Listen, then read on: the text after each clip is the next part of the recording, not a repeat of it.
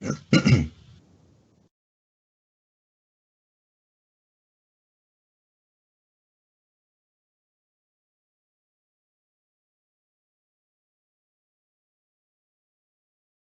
and welcome, and thank you for joining the fourth in our series of webinars today, which is concentrating on the Teams mobile application. We've done four others, and we've done three others. This is the fourth. We did an overview of Teams a little earlier on. We looked a little deeper into meeting with Teams, and then we did a slightly deeper dive into collaborating with a team using Teams. And this is the last in the series we're running today. And this one is around the Teams mobile app, as I say. What I would like to do is just do a little bit of walking around and housekeeping around the window in case this is the first one of these that you've joined. We're using Skype Broadcast, which is a relatively old webcast tool from Skype, and the reason we've chosen it is because it's a little bit easier potentially for you to join the meetings or join the broadcasts. You just need to click on the link and it appears in your web browser. But other solutions like its replacement, Teams Live Events, actually out of the box kind of requires you to join via Teams, and when we're trying to explain to you how to use Teams, that can be a little bit tricky. So that's why we're using Skype Broadcast. We had that question earlier on in one of the other sessions. Just to take you around the window very quickly, because we've only got half an hour and I want to get through the stuff that we need to get through. Top left hand corner you should see the title of the particular event we're looking at the moment. So that's the Teams mobile app one. Just in the middle, of course, is the stuff that you're looking at from the broadcast, which is this slide at the moment. We'll move on to looking live at the mobile app in a few minutes. Just below that, you'll find there's a pause and play button and a bar that you can move left and right to go backwards forwards through the broadcast at any time. You don't have to watch this live. If you are, thank you very much and welcome. If you're not, that's fine. You can choose to pause and rewind or click on that link to view this webinar at any time up to the next 90 days. It won't go away. But you'll also notice that towards the right hand side of that little window is a volume option and a diagonal arrow which allows you to put the whole video full screen in case things are a little bit small on your screen and you can't quite see what's going on. Looking across the top of the screen, you'll notice there's a support link. Well, that'll take you through to the Skype Broadcast support information, and then next to that is the Cadence Innova website. Please click on the website if you want to learn a little bit more about our organization or contact us to discuss anything else you'd like to discuss, or if there is a particular webinar that you think would be very useful for you or your organization, please do let us know. That'd be brilliant.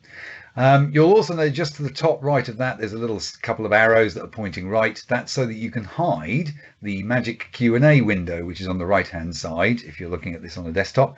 On a mobile it might be at the bottom, but if you're looking at this on a desktop it's on the right hand side. So you can move that Q&A window out of the way again to give you a bit more space if you need to. Otherwise you can pop your name into the top, put a question into the ask a question box, and either ask or ask anonymously. That will then post us a question which nobody else can see until we choose to broadcast it. If it's a really good one, we might broadcast your question and the answer so that other people can benefit from it, and then people can click on the little heart if you want to like a particular question or answer that's been broadcast.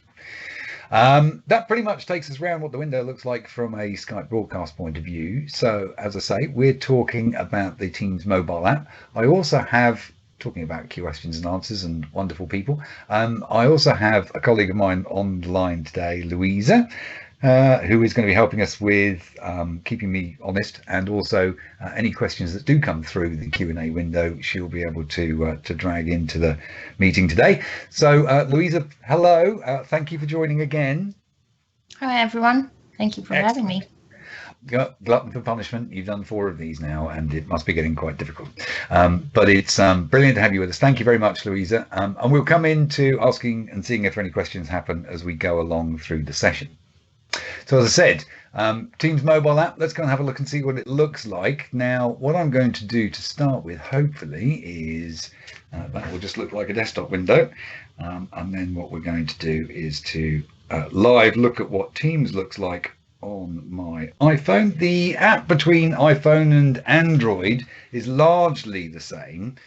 So you shouldn't notice too much in the way of differences there. It's reminding me that I've got the webinar to put on at the moment. So we'll go into Teams, and this is what Teams looks like on the mobile app. Now, if you attended the overview session a little earlier on, hopefully, he says, waving his wooden leg, hopefully that's coming across for you and is clear and you can see what's going on. Let me just make sure that that seems to be coming through for people well. That's good.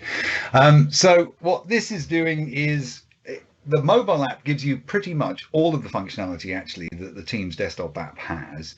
It's designed, of course, for when you're out and about, you're not connected or not close to your laptop or your desktop PC. So it does have some limitations, but in actual fact, it's a really effective app. Gives you the activity feed, which is what you would normally see, chat, Teams, calendar and calls, which are the same things that you would see on the left-hand window in the Teams app itself. So that's very similar to what you should be used to. So you can see all the activity that Louisa and I have been doing in the demonstration area today when we were doing the earlier sessions. So my activity feed is working the way I would expect it to. Before I go into some of the aspects of the mobile app, there are a couple of settings and options you may want to change or set in the mobile app, which may make your life a little bit easier. So the first thing, of course, is that you can change your status if you wish. The status message piece, which is exactly the same in the desktop app. You can set a small status message if I want to go in there and let people know why it is that I'm not available perhaps today. When people message me, it would then pop up and let them know that there's a reason, and I can put in a little message to say busy with stuff, and also I can choose to clear that little status message today or perhaps this week or for a particular amount of time, or even never. I can say I just want to leave that status message all the way up there. So you can set your status message. It's the same as it is in the Teams desktop app. That option is available there as well, of course, but it means that if you are out and about and you quickly want to let people know that perhaps you're out at the dentist, then at least people know where it is that you're at. So that's setting a status message, which you may find useful. One of the ones that is unique to or one of the options that is unique to the mobile app is notifications that you can customize a little bit more than you can on the desktop app. So what you will find is this option here, which I got to from the little hamburger menu in the top left-hand corner, and then chose notifications. You can see what is happening here at the moment. I can choose to enable notifications perhaps for followed channel posts and all the options that you would normally see, again, on the desktop app, very much the same here.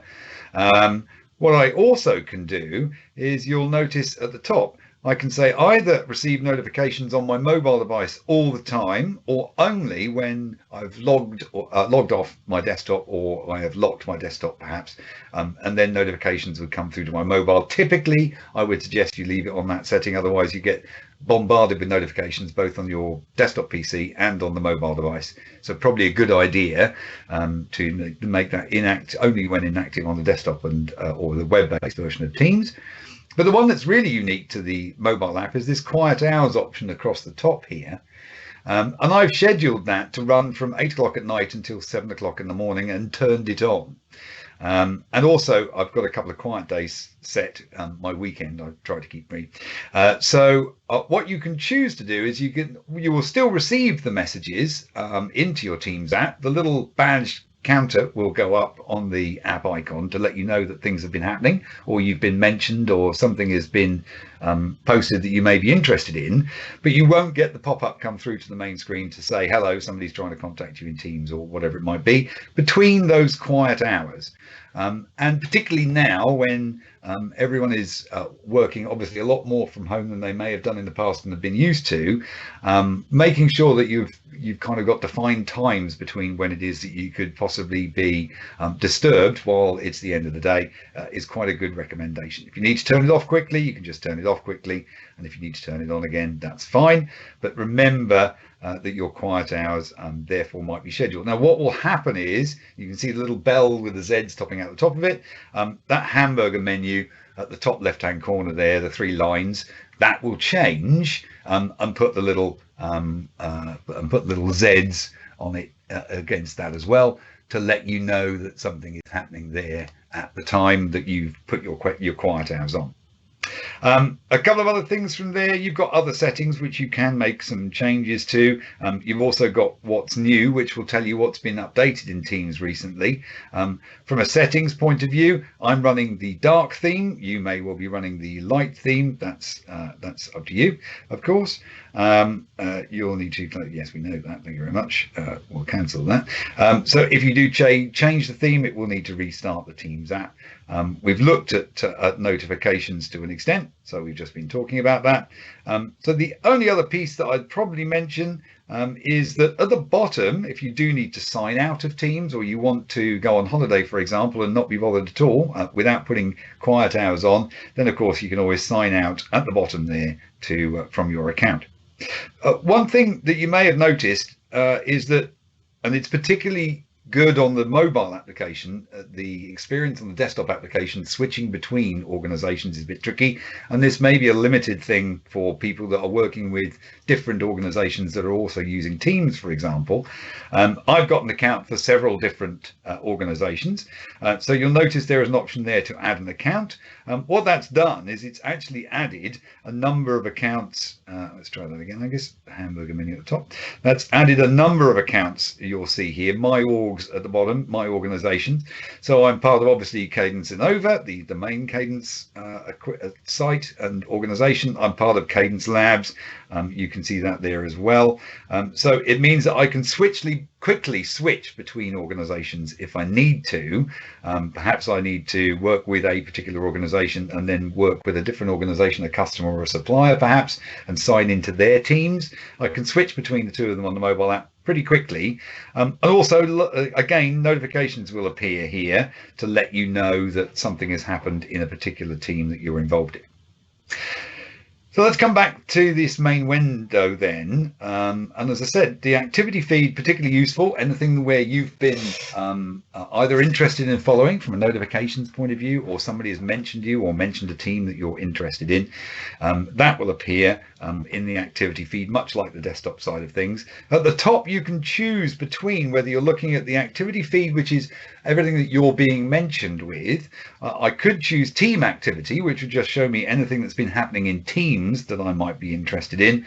And even my activity have been when I've been posting into Teams or having conversations around Teams. I can see that as well. If I go back to the feed view, I've also got some filters that I can apply using the little funnel in the top right hand corner. So it could be interesting looking at anything that's unread. I could be interested in looking at perhaps things that I've been following, or anyone who's posted a reaction against something. I might want to filter out what I've been seeing. If I wanted to filter it out between reactions, I can now just see the reactions that I've seen.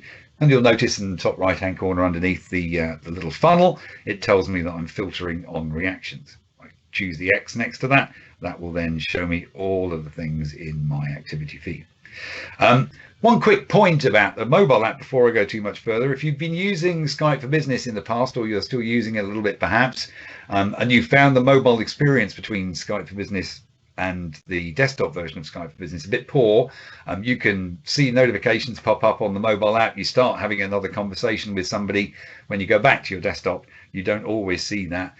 Everything is very, very closely synchronized in Teams. So as soon as somebody posts a message in Teams, whether they're using the desktop or the mobile app, I will see it in both apps instantly. I don't need to kind of wait for anything to catch up or hope that something isn't going to get lost. Looking at the chat window is very much the same as it would be on the desktop. Top right hand corner to start a new chat. I'll drop a quick message to my good friend Louisa, who is sat there. You'll notice that the previous conversations that I've had with Louisa are just appearing as you would expect. And we'll say this is a hello from the mobile. If I can spell that, or if my autocorrect works. Excellent. So I'll just post that chat to Louisa, much the same as you would normally would. Again, top right hand corner, we've had a little reaction on that one. Thank you for that, Louisa. That means you're still looking and you're still there. Brilliant. Top right hand corner. Oh, and I've got one back. You'll see we've got the option to video call Louisa if I wanted to, or to phone call her via Teams if I wanted to. So if I do need to have an internal conversation with somebody, leveraging Teams and pressing the call button will make the call using your mobile across Teams, so it doesn't actually use your data. If you've got a Wi-Fi connection, then it would use your Wi-Fi connection to make that call, and it means that you can potentially avoid some roaming charges if you're in different parts of the world as well, perhaps.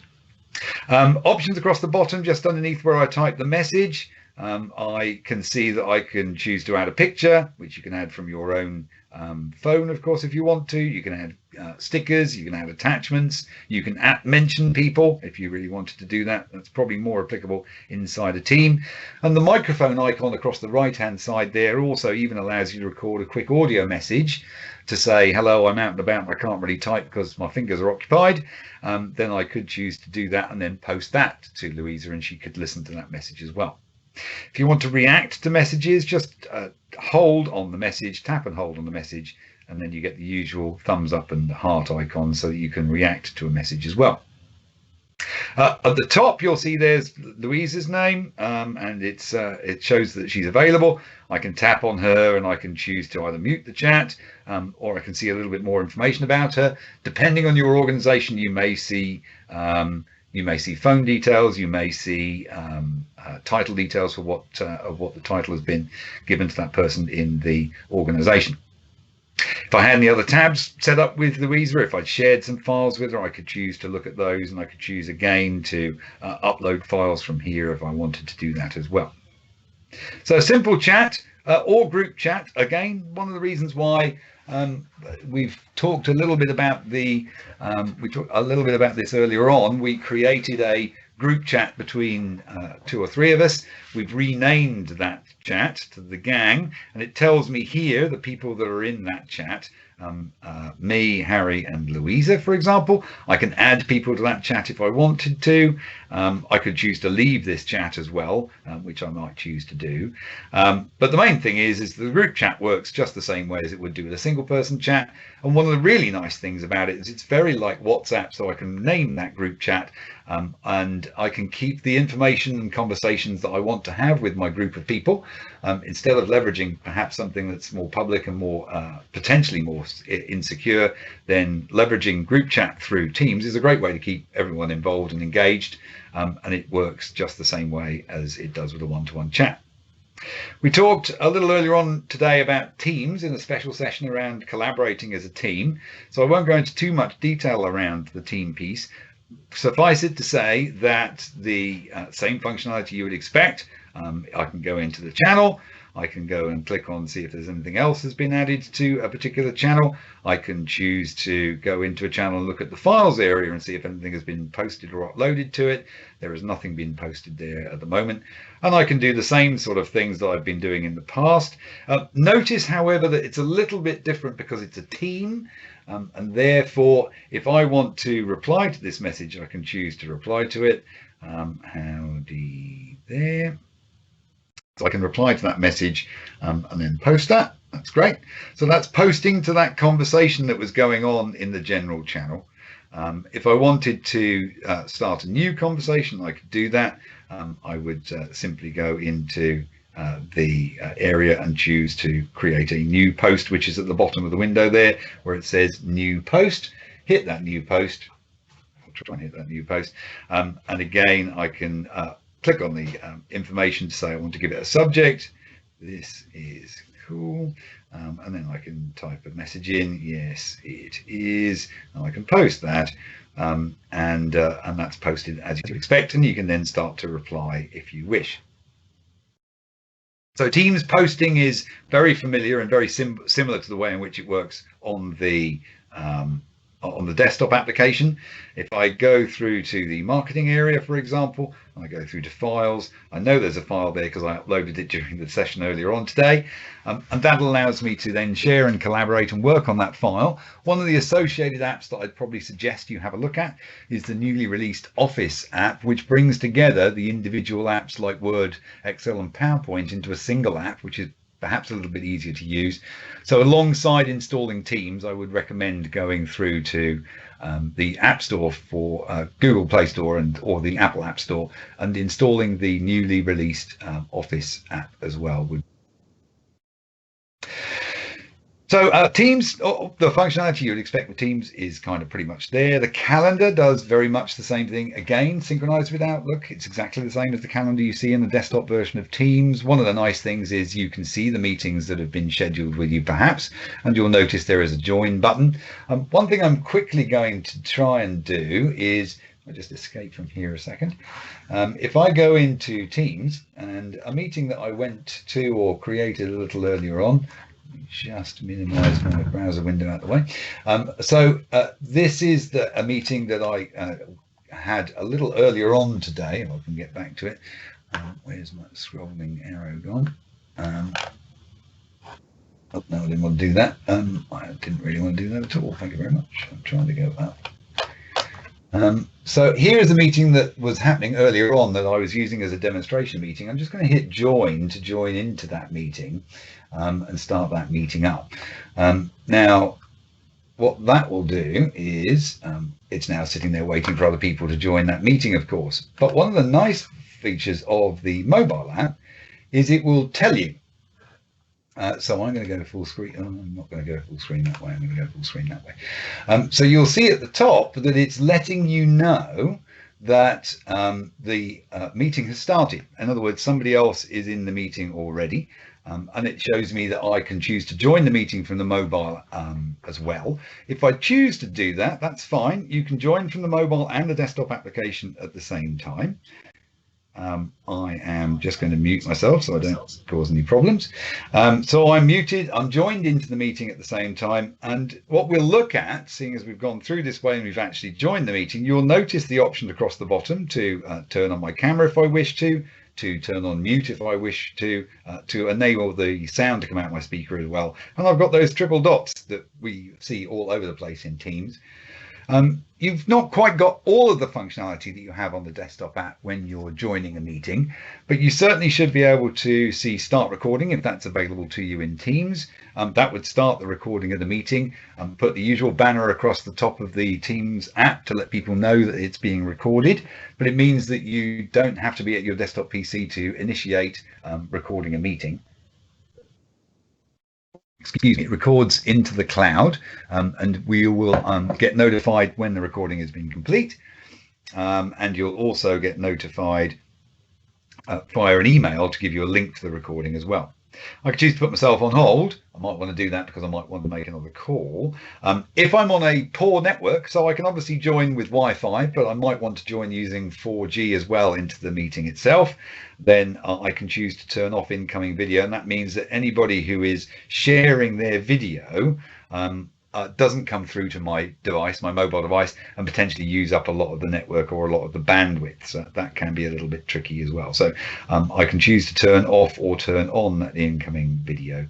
And the last one, which I will show with the triple dots, is that I can also choose to either share a photo or share a PowerPoint, share perhaps a video, but also I can share my screen. So if I am trying to, much like I am here, although I'm actually cheating a little bit because I'm using a slightly different tool to share with you today.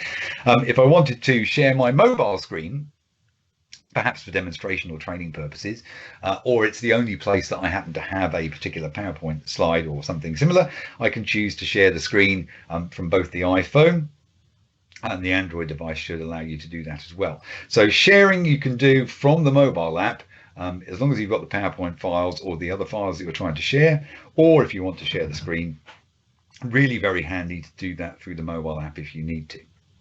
Other people, of course, would show up here as they join the meeting. What I'm going to do now is just end the meeting here. That means I've left the meeting from my mobile app version. You'll notice that, he says, hopefully,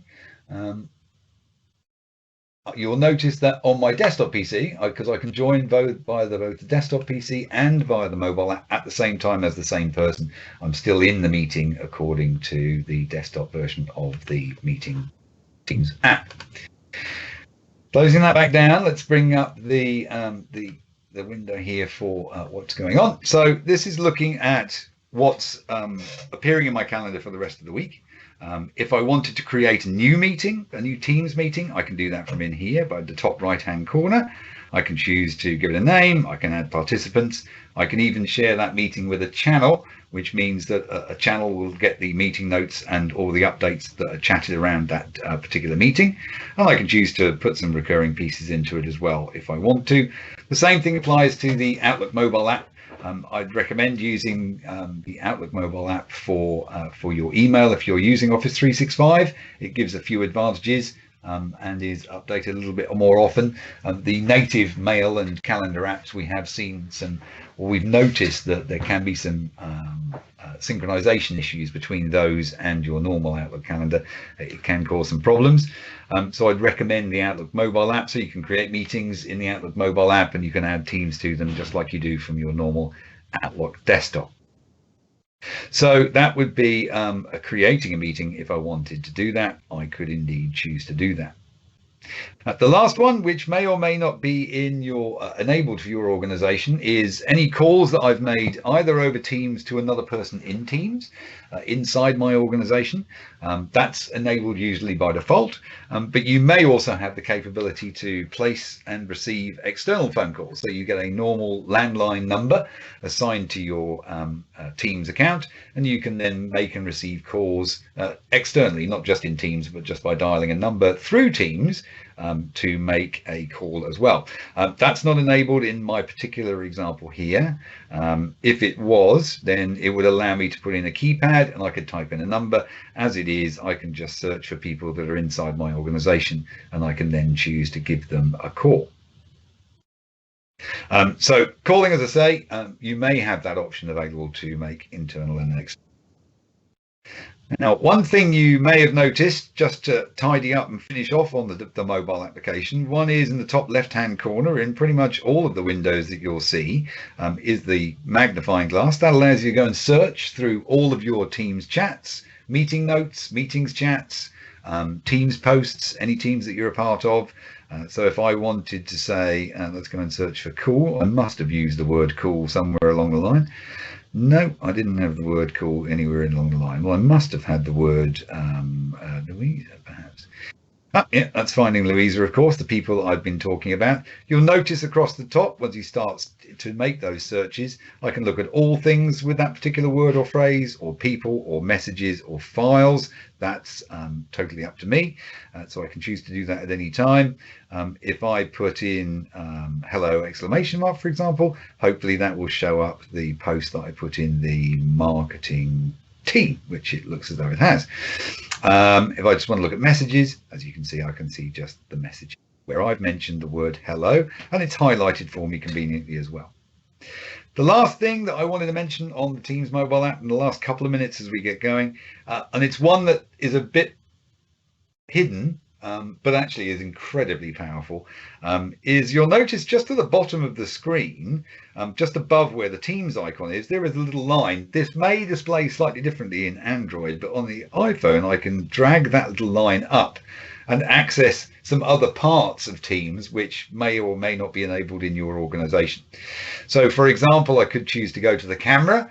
I could then take a picture, or I could shoot some video using my mobile camera, and that would automatically upload it into a chat or a team if I wanted to.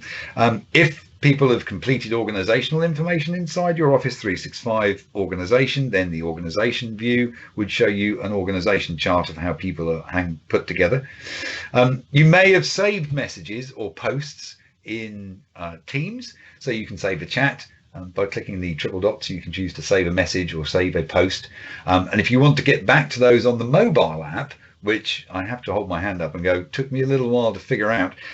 You'll notice that the saved option is at the bottom there, so I can choose to go to my saved messages or posts by hitting that. And then lastly, files, which is a common option on the desktop app. They ran out of space across the bottom, obviously, for the files icon. So they've put that in this little extra window here. I can go through to files, and that would then show me any of my active files, files that I've worked on lately, either within Teams or just purely in my OneDrive. And I might want to go directly into my OneDrive. I don't think I've got much in my OneDrive at the moment. Oh, I have got a little bit of information here. So I can go through to my desktop, for example, where I've been storing stuff. And I can get through to my OneDrive directly from the Teams app as well. So reminder on that one is from any of the windows, you should see that little line at the bottom, drag that line up and then hit one of the options that you want to get through to the additional apps which aren't displayed across the bottom of the screen. So that in 30 minutes has been a very rapid tour around the Teams mobile app. Hopefully that's helped a little bit. I've pretty much come to the end of that piece. So what I will do is flip back across to check with my colleague and friend Louisa. How are we getting on, Louisa? Have we had any questions come through? Nothing yet. Excellent. Okie dokie. Well, the webinar will be available for some time for you to review anytime you like in the future. What I would say is if you need to know a little bit more information and possibly want to dive into things a little deeper, there are a couple of links displayed on the screen here. Teamsdemo.office.com is great if you haven't used Teams very much before. It allows you to click around the Teams interface and poke about and find out what everything is, and it gives you some instruction around it. But the other one that's probably the first go-to place and port of call for me, and I would suggest for you as well, is support.office.com/teams. If you want to learn a little bit more about it, that's got small videos that are chunked into reasonable bite-sized pieces. That's got paper-based documentation so you can read it and figure it out and follow it along if you want to. And there is also live training from people at Microsoft who can take you through more depth into certain areas of Teams if you want to, which is live and instructor led by them. I think it then finally just remains for me to say, Louisa, have we had any other perhaps exciting questions come through, or not exciting? Don't care what they're like. I'm afraid not. Not a problem. That Q&A window will stay open for most of this week during business hours. We'll also post up. Don't forget, you can go to the website and you can therefore send us a mail if you need to get our attention or you want to discuss any other needs that you might have around Teams or remote working or Skype for Business. Webinar sessions tomorrow are, we've got an overview of Skype for Business and a quick dive into using Skype for Business for meetings, in case you're still doing that. If you have any other requirements, as I say, pop through to the website, drop us a mail. We can see if we can help you as an organization or for your team. Other than that, it remains for me to say, and I apologize for being a couple of minutes over. Thank you very much indeed for attending. If you have, thank you so much to Louisa for joining me. And thank you very much, Louisa. My pleasure. Excellent. And as I say, it just remains for me then to say, stay safe, stay well, look after yourselves during this tricky time. If you do have anything else, please do not hesitate to get in touch or drop us a question in that Q&A window. Thank you very much for watching. Hope you have a good rest of your day and rest of your week. We may see you in some other sessions. Thank you so much. Take care. Thank you. Bye. Cheers. Bye-bye.